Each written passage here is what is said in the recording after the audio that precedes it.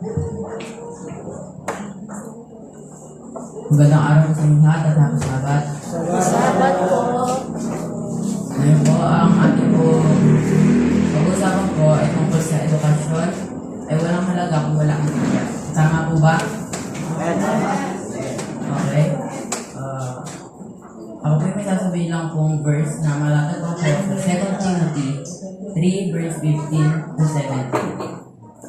And that from a child thou hast known the Holy Scriptures, which are able to make thee wise unto salvation, through faith which is in Christ Jesus.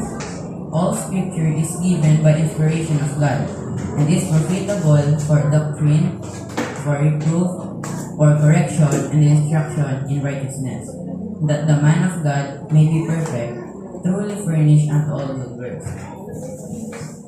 Ang sinasabi ko dito ay mas maganda po kung mali pa po tayo or bata po, kasama na po natin ang Biblia sa ating paglaki. Matutulungan po tayo nito sa future or kinabukasan natin. The limits of human education. Secular knowledge may sharpen the mind, but it cannot save the soul. Right? Ang talino po natin at ang pag-aaral, makakapagpatalino po sa atin. Pero hindi po ito kayang iligtas ang ating kaluluwa. Education without the Bible produces intelligent people who may still be spiritually blind. 1 Corinthians 1 verse 20. Ang edukasyon po wala pong Biblia, nag-create po siya ng isang taong napakatalino. Ngunit, sila po ay walang alam tungkol sa Biblia. Dahil lumaki po sila sa talino lang po at pag-aaral. Madami pong taong matalino, ngunit wala pong alam sa Bible, hindi po naniniwala sa Panginoon. Tama po ba?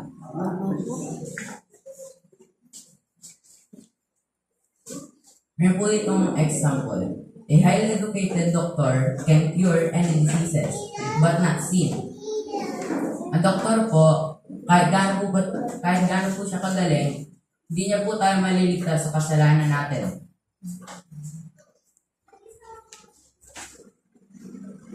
True wisdom is not just knowing facts, but knowing Christ.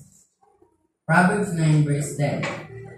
Ang tunay pong talino, hindi lang po natin inaalam or nagbabasa lang po tayo ng Biblia. Dapat po, ginagawa po natin kung ano po yung gusto ng Panginoon na gawin po natin para po tayo maligtas. Kung hindi po natin ito gagawin, kahit gaano pa po kayo tatalino or kahit gaano pa po kayong magbasa na matyaga, kung hindi niyo po ginagawa yung sinasabi niya, hindi din po kayo maliligtas. The Bible teaches the way to eternal life, which no university can provide. Ang Biblia po ay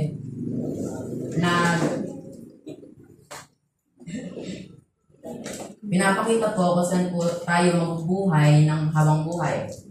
Yung hindi na po tayo maghihirap, makakaramdam ng sakit at kalungkutan. Na kahit anong school po, wala po silang ganon. Hindi po nila yung mabibigay.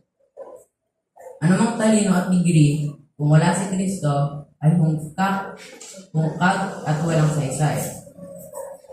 Sabi nga po dito, kahit anumang talino po natin or degree, kung wala po sa puso natin at sa isip ang Panginoong Jesus, ay wala po itong saysay, walang silbi. The divine inspiration and profit of Scripture. Unlike textbook that expired with time, God's Word is timeless and infallible. Hindi po tulad ng mga libro na kung po binasa natin, may katapusan. Kung sa Panginoon po tayo lalapit, kahit ilang taon pa po tayo magbasa dito, at magpatulong sa Kanya, hindi po tayo mabibitin. Tama po ba? This is profitable for doctrine, or what is right, reproof, what is not right. And number 3, correction, to make it right. Number 4, instruction in righteousness, how to keep it right. The goal of true education, that the man of God may be perfect, truly unfurnished unto all good works. Education aims to produce skilled people. The Bible aims to produce godly people. Ang pag-aral po ay tumututok po sa pagpuproduce ng mga skill ng mga tao. At ang Biblia naman po, tinuturuan po tayo maging godly or maging holy. Only with the Bible does education reach its highest goal, a life lived for God and others. Sa Bible lang po tayo marireach yung highest education na mabibigay po ng kahit anong school. Application. Students, strive for academic excellence but never neglect the Word of God. Number 2, teachers, integrate biblical truth into lessons, for knowledge without Christ is empty. Number 3, parents, invest your children's education but prioritize teaching them the Scripture.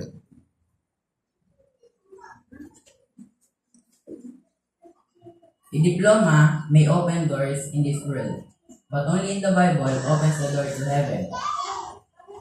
Ang diploma po, dito sa mundo, madadala po nito tayo kahit sa bansa, or pwede po tayo makapasok sa mga company malalaki, sumahod po ng malaki.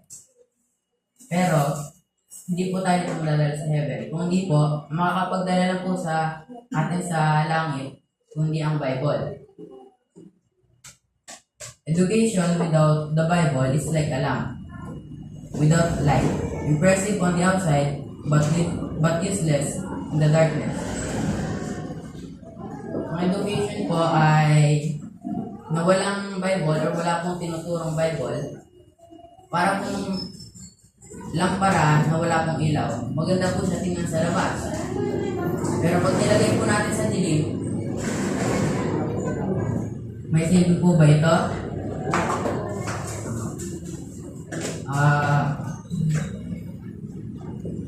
So, tandaan po natin lagi na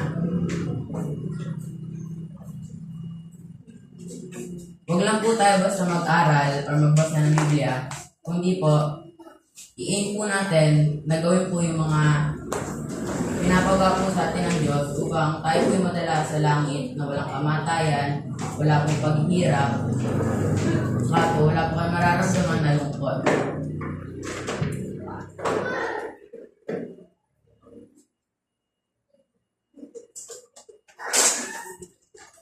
Yun lang po ang aking mensahe ngayong umaga. Salamat po sa pakinig kahit po ito ay medyo maikli po.